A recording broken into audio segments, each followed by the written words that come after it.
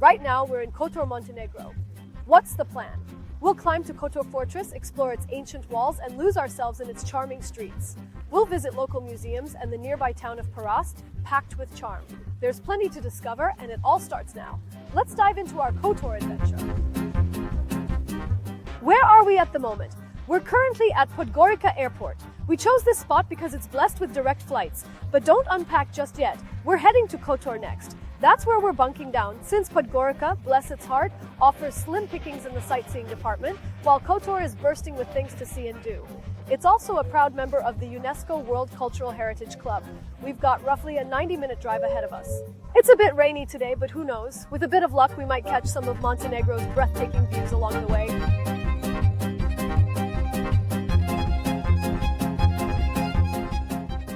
We're kicking off our exploration of Montenegro in Kotor, starting with the Kotor Old Town. We'll wander through the historic center, surrounded by ancient walls. Now, as we step through the historic gate, let's see what treasures await us inside.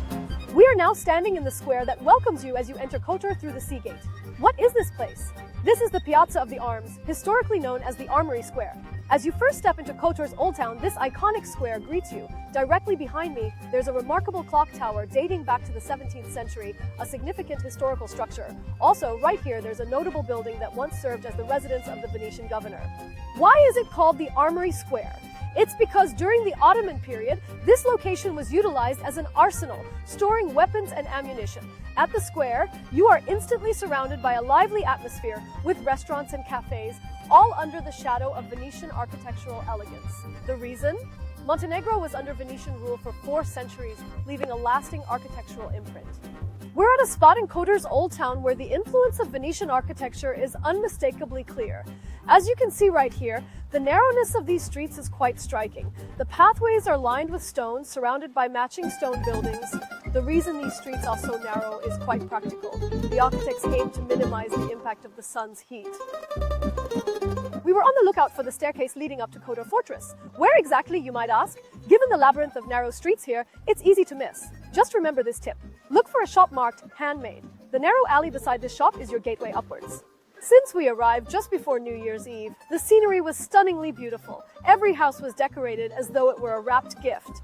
Another delightful discovery in Montenegro is the abundance of cats. Cats grace the streets everywhere you look. Speaking of cats, it would be impossible not to visit the cat museum. Let's see what they have. We were going to visit the cat museum, but unfortunately it was closed. Museum will be open in May.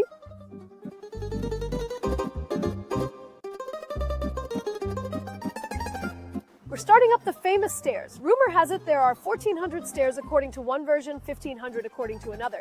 Did that intimidate us? Not at all.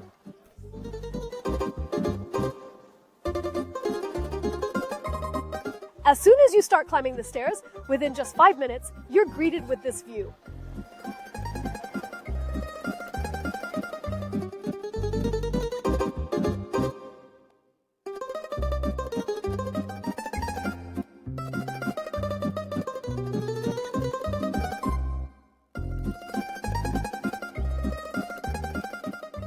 If you decide to tackle the ascent of St. Giovanni Castle, also known as Kotor Castle, be prepared to conquer 1,350 steps. While reaching the summit is not a necessity, the journey upwards offers several points with the spectacular sights of the Adriatic Sea.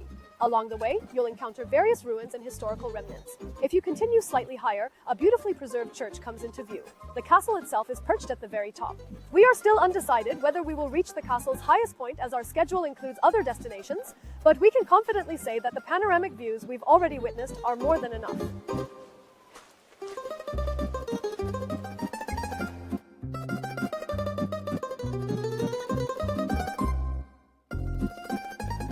How can a city nestled by the sea lack a maritime museum? It simply can't.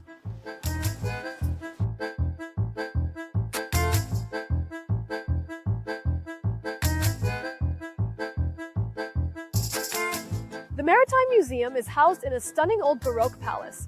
It spans 2 floors filled with exhibits. The last admission is at 2 o'clock, though it closes somewhat early.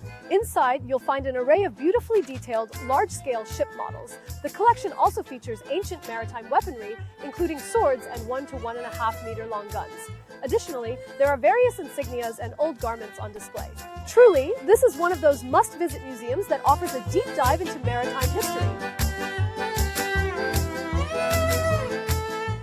are now at the Church of St. Nicholas, the most significant Orthodox church in Kotor. Wondering what makes this church so important? Right behind me, there's a wall adorned with icons. Additionally, the silver candlesticks here are truly striking.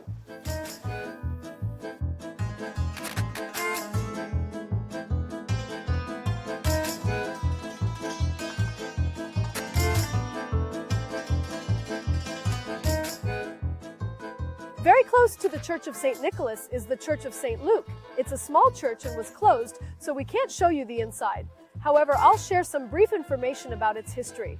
Initially, it served as a Catholic church. Later, as Orthodox Christians began attending, it welcomed both communities, functioning for some time as a Catholic Orthodox church. In Kotor, the Old Town is completely encircled by ancient historic walls, which you can clearly see stretching majestically up the mountainside. Just moments ago, we were navigating the path that leads up to the inner castle, the very path where I mentioned the challenging ascent of 1350 steps. Along this steep and scenic route, there is an old church that has beautifully preserved its historical structure. You can spot that church right over here.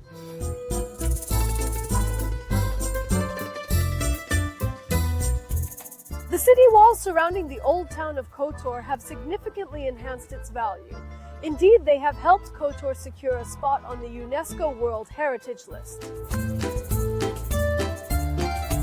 By the way, while you can't walk along all the city walls, parts of them are accessible for walking. If you're wondering why these walls were constructed, they were built to protect the city from potential sea attacks in the past. Also, right behind me, you can see the dark mountains. This leads us to the origin of the name Montenegro, which literally means Black Mountain, derived directly from the dramatic landscape surrounding Kotor. The city is entirely encircled by these mountains. Monte is reminiscent of the English word mountain, while Negro means black. We are now departing from Kotor's Old Town, with the time approaching 3:30. We're quickly heading off to Perast. It's a good thing we rented a car. With it, you can swiftly navigate through the city. We are now in Perast, a charming town located just 20 minutes away from Kotor. Why have we come here? Behind me, you can see two distinct islands. To your right and my left, with its striking blue dome, is the island known as Our Lady of the Rocks. It began in 1452 when an icon of the Madonna and Child was discovered on a mere rock outcropping. Since that miraculous discovery, seafarers have continued a unique tradition. Each time they pass by following a successful voyage, they throw a stone into the sea at this spot. Over time, these stones accumulated to form the artificial island you see today. Adjacent to Our Lady of the Rocks is another island, naturally formed, known as St. George. Both islands are accessible via boat tours, which are a must-do activity here. If you visit in the summer, you can enjoy extended boat tours that also take you to the renowned Blue Cave, where you can dive into the crystal clear waters and enjoy a refreshing swim. We are currently in Perast, just 20 minutes away from Kotor. Perast might remind you of a small Venetian village. Right here by the seaside, behind me, you can see the clock tower, which might remind you of the famous tower in Venice's San Marco Square. The influence of Venetian architecture is very strong here, adding to the town's distinctive charm and historical depth.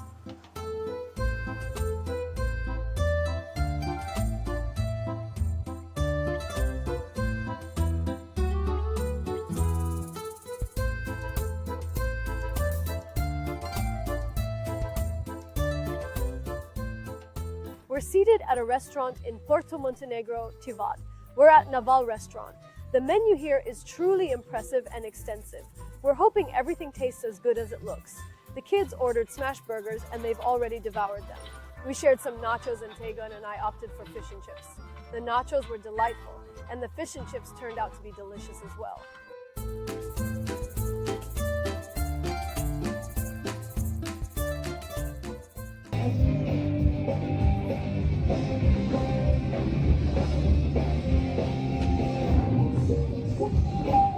We actually visited Kotor in December, anticipating the Christmas markets and planning to pick up some souvenirs. However, it didn't quite meet our expectations. There are several stands selling drinks.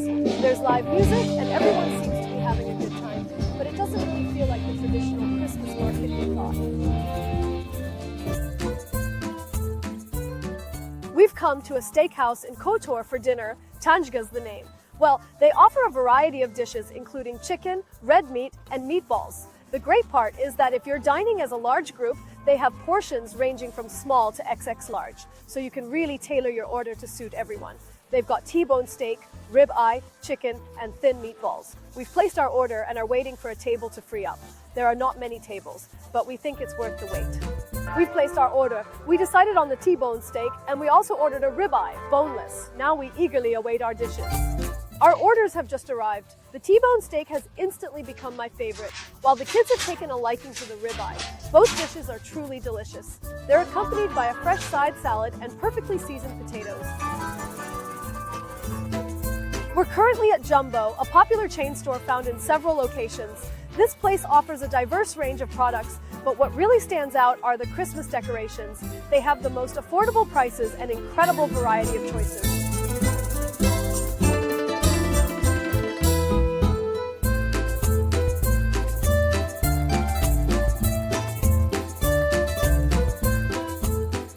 Here, a wide variety of items are priced below €2. Each of these items costs €1.29. Think twice before coming to Jumbo store with kids. Yes, we've come to the end of our day. Today we explored Kotor and its surroundings and discovered many interesting places. Thank you so much for following us this far. Oh, and there's a cat again. Don't forget to follow us, and as always, we appreciate your sweet comments and likes. Tomorrow we'll be exploring Budva and its environs. Don't miss our next video. Goodbye for now.